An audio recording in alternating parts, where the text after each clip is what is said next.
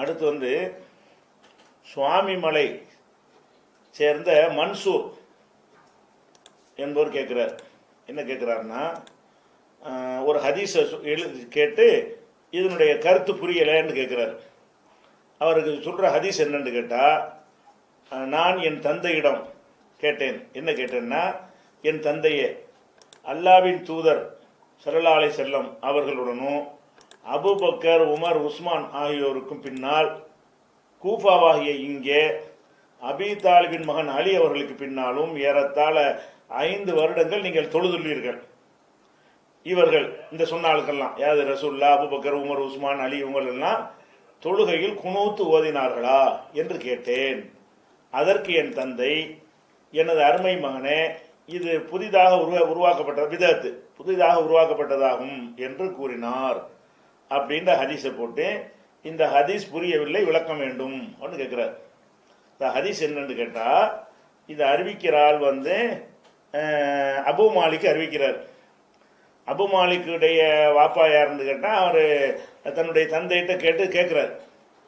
கேட்கும் பொழுது, நீங்கள் அலி அவர்கள் இங்கே ஜனாதிபதியாக இருந்தாங்க கூஃபாவில், அவங்கள பின்பற்றி தொழுதுருக்கிறீங்க. அபூபக்கர், உமர், உஸ்மானை எல்லாம் பின்பற்றி நீங்கள் தொழுதுருக்கிறீங்க 5 வருஷமா. ரசூலுல்லாவை பின்பற்றியும் தொழுதுருக்கிறீங்க. சுபுகுல குனூத்து ஓதுறாங்கல்ல, இப்படி ஓதி இருக்கிறாங்களா அப்படிங்கிறது தான் குனூத்து ஓதினார்களான்னு முட்டை அந்த ஹதீஸில் கேட்கப்படுது. கானு எக்குனுத்தூன, குனூத்து ஓதினார்களான்னு கேட்டவுடனே, ஐபுனைய முஹதசுன், மகனே அது பிதஅத்து, புதிதாக பின்னால் உண்டாக்கப்பட்டது, அது இல்லைன்னு சொல்லியிருக்கிறாங்க. இது வெறுமனே குனூத்து ஓதினார்களான்னு வருதுல, அதுல வர்றதுனால நம்ம வித்தர்ல எல்லாம் குனூத்து ஓதுறோம்ல, அதை குறிக்குதோன்னு நீங்க எடுத்துக்கலாம்.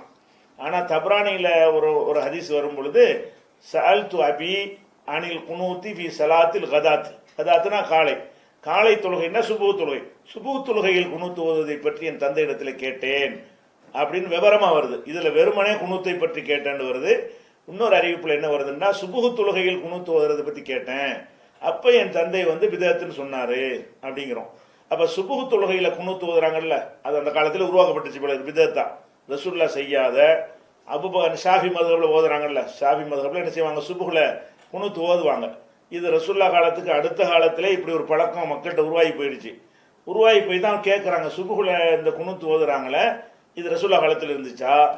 ரசூலுல்லாஹ் மட்டும் நீங்க பின்பற்றி தொழுவல, அபூபக்கர் பின்பற்றி தொழுதீங்க, அவர் இமாமா இருந்தாரு, அவர் ஓதி இருக்கிறாரா, உமர் ஓதி இருக்கிறாரா, உஸ்மான் ஓதி இருக்கிறாரா, இந்த கூஃபாவில் அலி இமாமா இருந்தார், அவரை பின்பற்றி தொழுது இருக்கிறீங்க, அவராச்சும் ஓதி இருக்கிறாரா என்று கேட்கிறாங்க.